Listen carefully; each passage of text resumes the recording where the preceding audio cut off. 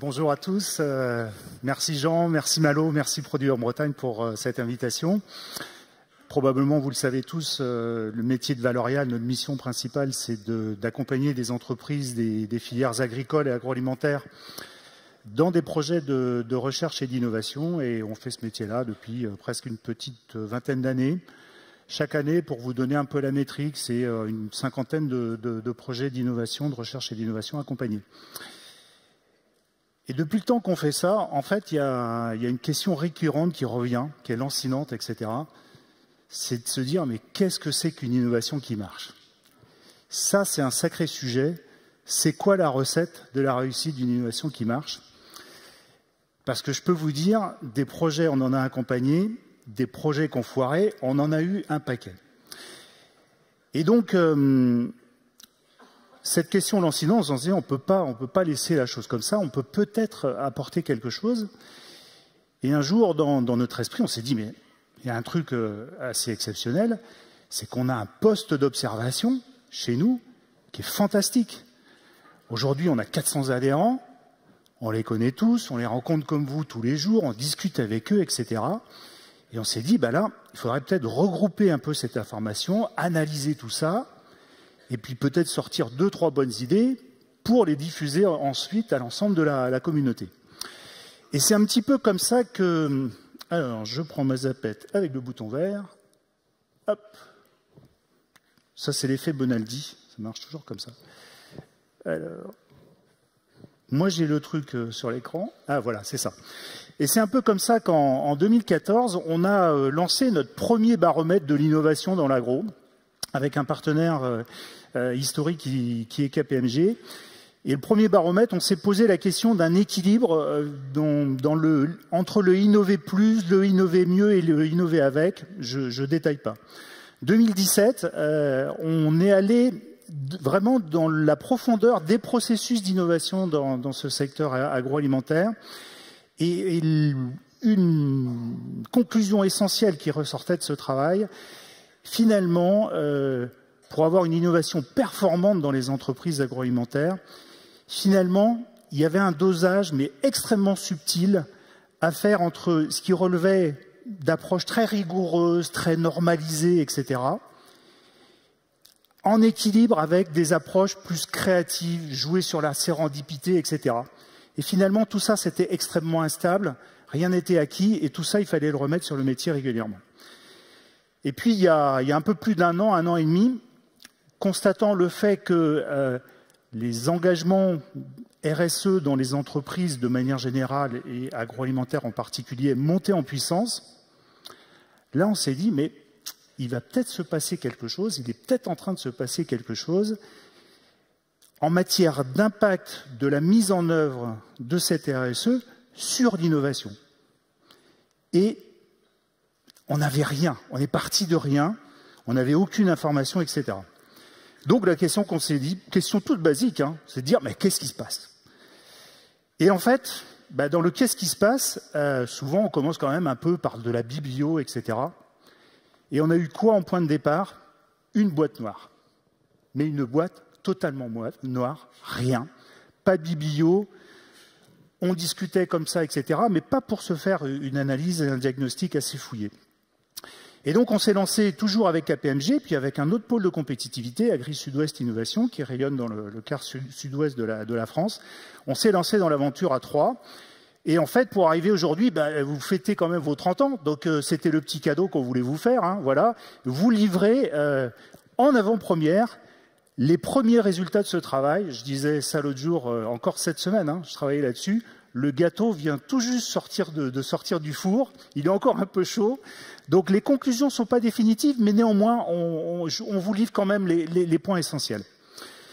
Alors, comment on a bossé? Eh bien, en fait, on est d'abord allé voir nos entreprises avec un guide d'entretien, des entretiens extrêmement quali, avec des dirigeants, des responsables RSE, des responsables INO, des responsables marketing. Ça dépendait des cas. Et là, on a récolté un premier matériau. Ce premier matériau, il nous a permis de formuler 4 hypothèses extrêmement fortes qui permettaient de voir quel lien possible il y avait entre la mise en œuvre de démarches RSE et l'innovation dans les entreprises. Fort de ces 4 hypothèses, on les a complétées par une enquête quanti avec un questionnaire en ligne et avec une centaine de réponses. Alors c'est l'occasion pour moi d'ailleurs de remercier tous ceux et celles qui nous ont répondu parce que ça a permis, je pense qu'on a aujourd'hui un matériau suffisamment conséquent pour pouvoir décemment tirer quelques conclusions assez fortes dans ce travail. Alors, avant de parler des profils d'entreprise, c'était déjà de savoir, mais est-ce que les boîtes de l'agro sont engagées dans la RSE ou pas?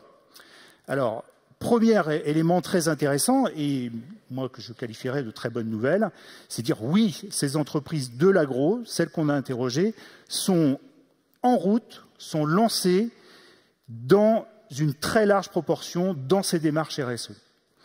Donc ça, c'était la première nouvelle. Alors ensuite, il y a des niveaux d'engagement. Et le niveau d'engagement qu'on retrouve le plus souvent, c'est celui qu'on a appelé le niveau de durabilité, c'est-à-dire que c'est des entreprises qui ont engagé des actions volontaires sur des actions extrêmement concrètes avec des résultats tangibles, tant dans une volonté de limiter un certain nombre d'impacts plutôt négatifs sur leurs activités, ça peut être l'environnement, ça peut être d'autres choses, etc., que dans la volonté d'impulser et d'avoir des impacts positifs. Encore une fois, ça peut être sur l'environnement, ça peut être sur le sociétal, ça peut être sur pas mal de choses. Donc le train est lancé. À partir des résultats de l'enquête tant quantique que qualitatif, on a essayé de dégager 4 grands profils d'entreprise.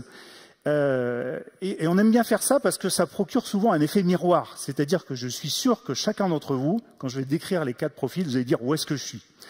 Alors, ces 4 profils, on a 2 axes, comme vous le voyez. On a un axe qui est lié à l'intensité de la démarche. J'y vais mais mollo ou j'y vais massivement. Et un axe qui est lié à l'ancienneté de la démarche.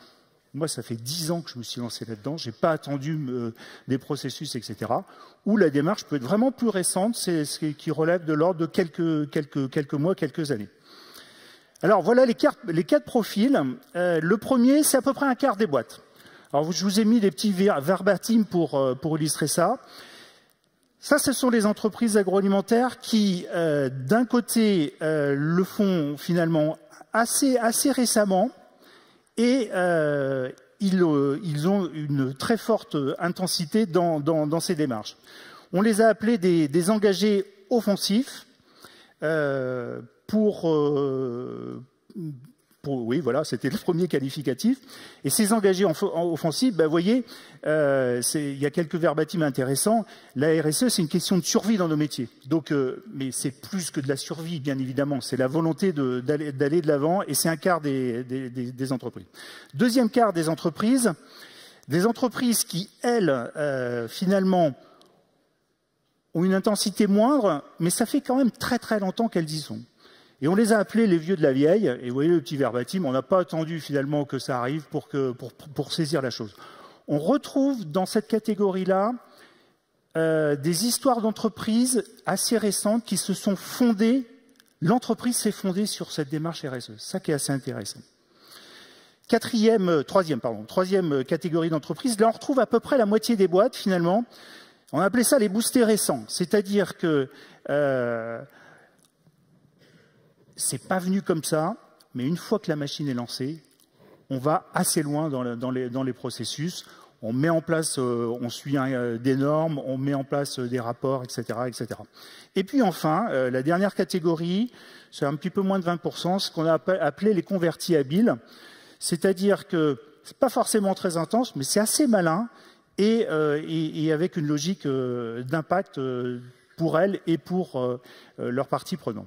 Donc voilà sur la partie RSE. Maintenant, voyons un petit peu ce qui se passe du côté de l'innovation. Alors,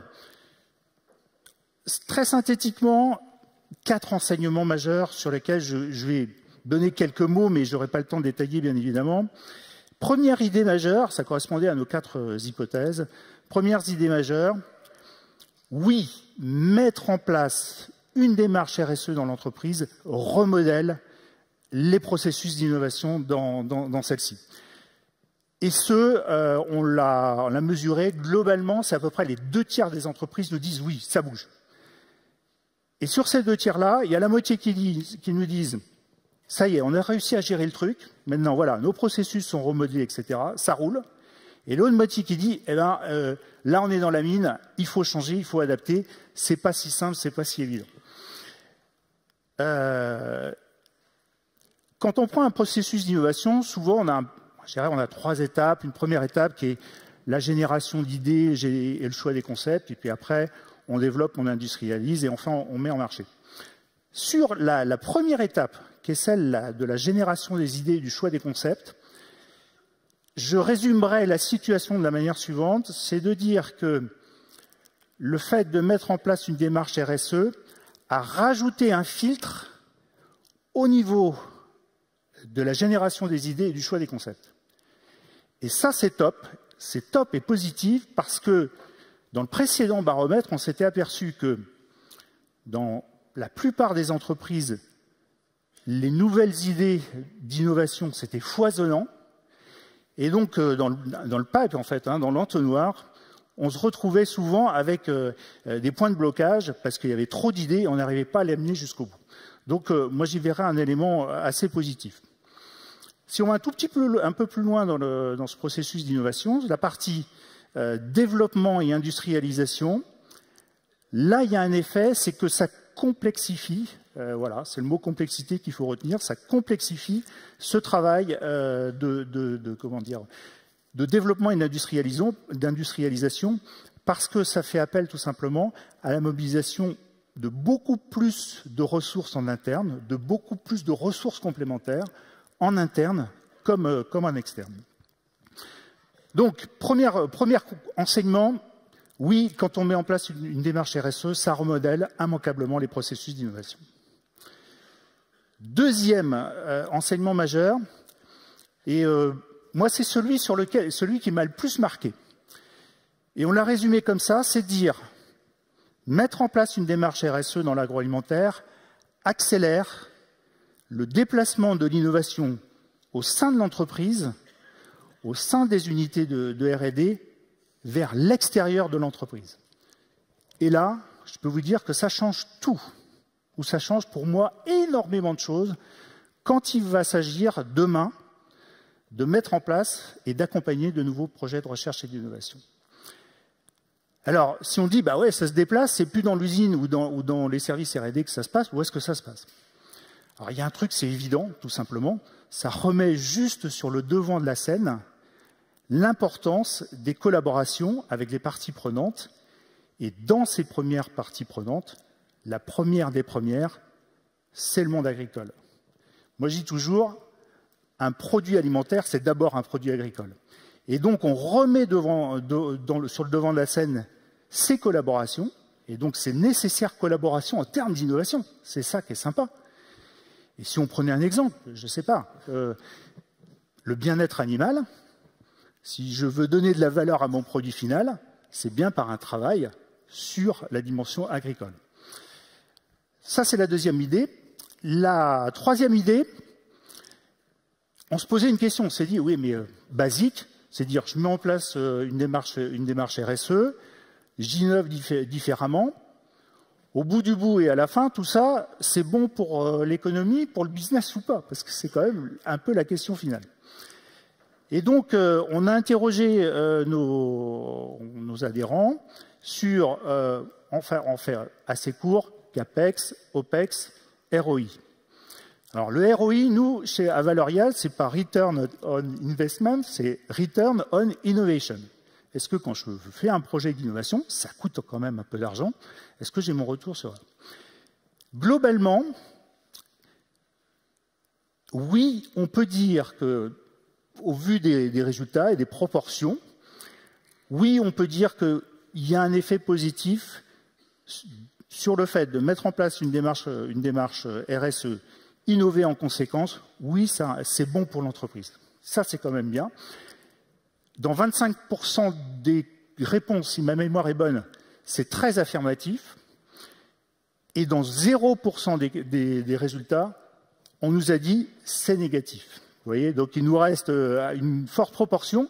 Ça reste à démontrer, mais néanmoins, on est sûr qu'on tient quelque chose en matière économique. Dernier point, dernier enseignement, c'était celui de se dire, bon, ok, on met la RSE, on change les démarches d'innovation, les processus d'innovation, le travail avec les parties prenantes, etc. Ouais, mais comment on va piloter tout ça? Parce que l'efficacité passe par du pilotage. Et là, très clairement, je le résume là, hein, le chantier est ouvert. Tout reste à faire. Et donc, on a interrogé nos entreprises. Donc, je pourrais vous citer 25 KPI qui ont été identifiés, etc. Et là, je pense que ça plaide pour un travail collectif par la suite en disant, bon, allez, comment on bosse ensemble sur nos sujets pour finalement se mettre d'accord sur quelques KPI dans lesquels, pour lesquels tout le monde se retrouverait et ça ferait sens et ça ferait, pourquoi pas, la norme demain, pourquoi pas, ou la référence. Voilà les 4 enseignements majeurs. Alors, je voudrais, juste avant de finir, je ne peux pas passer sous silence cette question de conjoncture qui a quand même de l'influence. Finalement, c'est une question qu'on n'a pas posée, mais les gens nous ont répondu quand même sur le sujet, en disant « Eh, mais la conjoncture, qu'est-ce que vous en faites ?» 4 aspects. Premier effet de la conjoncture sur ce couple RSE-Inno, c'est moi ce que j'appelle l'effet cliquet. Tout simplement, dit autrement, c'est que conjoncture favorable, défavorable, peu importe, de toute façon, on ne reviendra pas en arrière. Tac. Première idée. Deuxième idée, l'effet papillon. L'effet papillon, c'est dans le comportement, j'allais dire, des gens dans les entreprises. Je pense que tout le monde aujourd'hui a suffisamment pris conscience des enjeux et des responsabilités que nous avons individuellement ou dans nos entreprises pour se dire, je fais peut-être pas grand-chose, mais cette petite chose que je peux faire, elle va avoir un effet pour mon entreprise, pour les parties prenantes de mon entreprise. C'est moi ce que j'appelle l'effet papillon, et ça, quelle que soit la conjoncture. Troisième effet, Olivier Cinquin l'a présenté tout à l'heure, donc je ne vais même pas avoir besoin d'en parler, on est raccord sur le sujet, c'est l'effet de ciseau. Et c'est de se dire, mais cet effet de ciseau, finalement, entre le différentiel, entre combien ça me coûte et combien je peux vendre mon produit, est-ce que ça va avoir de l'incidence, encore une fois, sur ce couple RSE-Inno? Nous, ce qu'on a entendu, ça a été de dire, ouais, ça a de l'incidence et on va s'adapter sans compromission. Voilà, c'est ça le truc, c'est dire, bien sûr, il faut tenir compte des choses, bien sûr, il va falloir proposer des produits avec de nouveaux prix, etc., avec différents attributs, etc. Mais de toute façon, on n'infléchira pas sur cet aspect-là. Et puis enfin, ce que j'appelle l'effet bœuf, j'aurais presque pu commencer par celui-là. Quand je dis l'effet bœuf, en fait, c'est une image relative au consommateur. Tout le monde sait aujourd'hui que si on prend la consommation de bœuf en France, il y a qu'à regarder les chiffres, elle baisse sensiblement, etc. Et c'est de se dire que dans cette histoire-là, le consommateur, lui, va avoir sa part de décision et sa part de voix sur tout ce qu'on a dit précédemment. Et dans cette conjoncture, bien sûr, il y a des arbitrages sur des paniers, etc. Néanmoins, lorsqu'on regarde, là, c'est pas j'allais dire l'enquête qui nous le dit, mais lorsqu'on lit la littérature, lorsqu'on lit des études autorisées sur le sujet, il est évident qu'il y a quand même une sensibilité à ces questions d'engagement des entreprises agroalimentaires au travers des produits qu'ils ont, au travers des marques qu'ont ces entreprises sur la consommation. Et on sait qu'une part croissante des consommateurs sont sensibles à cet aspect-là. Voilà. J'en ai presque fini. Je pense que je suis bon. C'est pas, voilà. Si vous souhaitez poursuivre la conversation et l'aventure après ce petit quart d'heure, je vous fais 3 propositions tout aussi honnêtes les unes que les autres.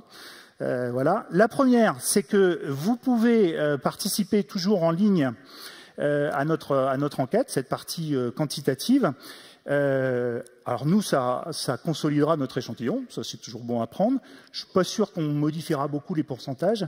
Néanmoins, je pense que l'invitation, elle est plutôt pour vous, c'est de dire, au travers de ce questionnaire, c'est une forme aussi pour vous, une façon de vous interroger sur vos démarches et l'état d'avancement de vos démarches et la façon de travailler, etc.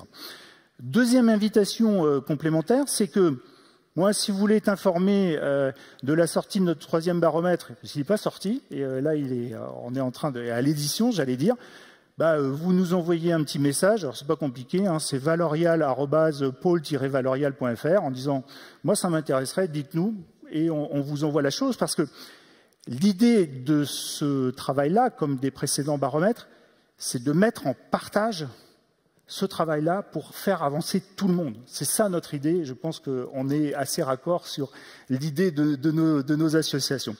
Et puis enfin, si vraiment vous voulez tout savoir dans le moindre détail des résultats de cette enquête, et puis on associera des spécialistes du sujet RSE Innovation à l'occasion de notre Assemblée Générale, eh bien c'est une invitation que je vous lance tout simplement à notre AG. Elle aura lieu le 1er juin dans un bel écrin à Rennes, le même, je ne sais pas si vous connaissez, très joli écrin. Et ça sera l'occasion pour nous. Alors on vous regarde un petit peu comme le grand frère, parce que nous on va fêter nos 18 ans, je ne vous explique pas la bringue qu'on va faire. Mais sachez qu'à 18 ans, et sur des sujets comme ça, on a une énergie dingue à Valorial.